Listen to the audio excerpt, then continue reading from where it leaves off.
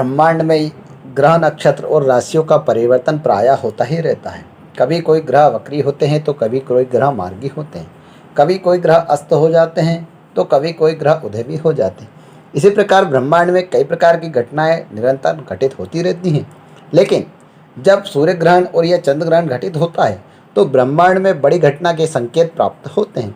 सूर्य ग्रहण और चंद्र ग्रहण ब्रह्मांड की बड़ी घटनाएं मानी जाती हैं और इन घटनाओं का घटना मनुष्य के ऊपर, जीव जंतुओं के ऊपर और समस्त पृथ्वीवासियों के ऊपर विशेष प्रभाव डालता है, क्योंकि ब्रह्मांड में होने वाली प्रत्येक घटना का असर इस पृथ्वी रूपी पिंड पर होता है। यद ब्रह्मांडे तत्पिंडे, अर्थात ब्रह्मांड में होने वाली प्रत्येक घटना का असर इस पृथ्वी रूपी पिंड पर अवश्य ही होता है।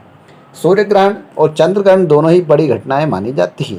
खगोल शास्त्र के अनुसार वैज्ञानिक लोग अपने अपने नजरिए से इस ग्रहण को देखते हैं, लेकिन धर्मशास्त्र के अनुसार जब देवताओं और दानवों के बीच समुद्र मंथन हुआ था, उस समय समुद्र के माध्यम से जो अमृत की प्राप्ति हुई थी, भगवान धन्वंतरी अमृत कलश लेकर प्रकट हुए थे और तब भगवान विष्णु ने मोहिनी रूप धारण किया था और अमृत का बंटवारा करा और अमृत का बंटवारा करने लगे। एक तरफ देवताओं को बिठाया और दूसरी तरफ दानवों को बिठाया और दोनों से कहा कि मैं बराबरी पूर्वक इस अमृत का बंटवारा करूंगा। इसी प्रकार देवताओं और दानवों के बीच भगवान विष्णु ने मोहिनी रूप धारण कर अमृत का बंटवारा कर रहे थे। उसी समय राहु नामक दैत्यों की पंक्ति से उठकर देवताओं की पंक्ति में जाकर बैठ गया और देवताओं के साथ राहु नामक दैत्य ने अमृत का पान कर लिया और इस दृश्य को सूर्य और चंद्रमा ने देख लिया था और दोनों ने ही भगवान विष्णु को इस दृश्य के बारे में बतलाया और भगवान इस दृश्य के बात सुनते ही क्रोधित हो गए और अपने सुदर्शन चक्र से भगवान विष्णु ने राहु नामक दैत्य का मस्तक धड़ से अलग कर दिया था। लेकिन राहु ने अमृत का पान कर लिया था, जिससे वह दोनों ही भाग उसके अमर हो गए थे। भगवान विष्णु ने उसको वरदान दिया, अभी तक 7 ग्रह थे, अब राहु और केतु दोनों छाया ग्रह माने जाएंगे और इस प्रकार से 9 ग्रह हो जाएंगे। इसी प्रकार राहु और केतु 9 ग्रह हो गए हैं।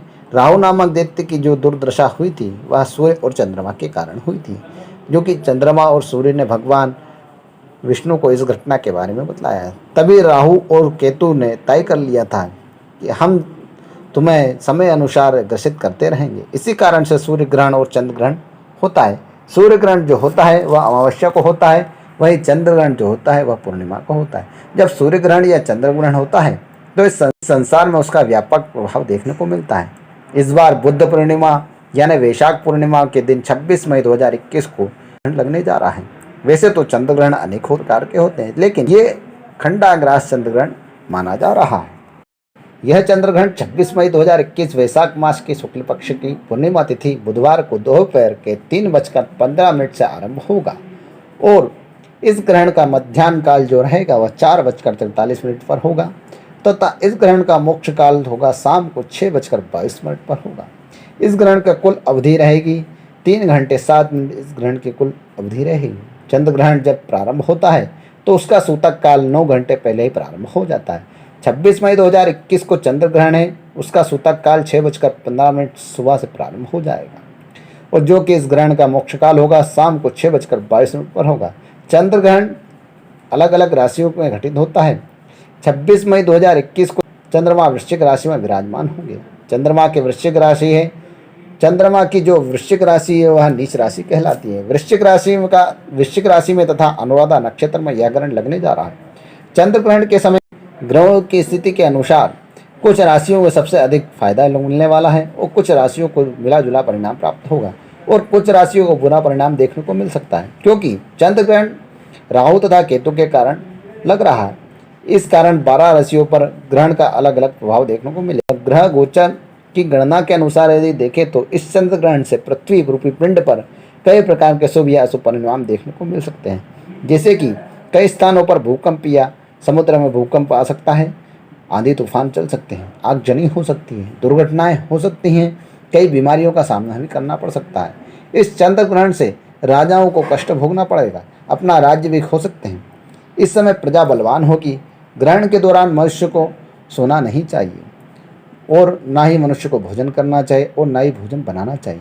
ग्रहण के दौरान मात्र भगवान का संकीर्तन करना चाहिए, भगवान का जप करना चाहिए और ग्रहण काल पूर्ण होने के बाद इन मनुष्य को स्नान आदि करके भगवान को स्नान कराना चाहिए और अच्छे पकवानों का भोग लगा के भगवान को भोजन लगा खिलाना चाहिए और उसके पश्चात भोजन ग्रहण करना चाहिए।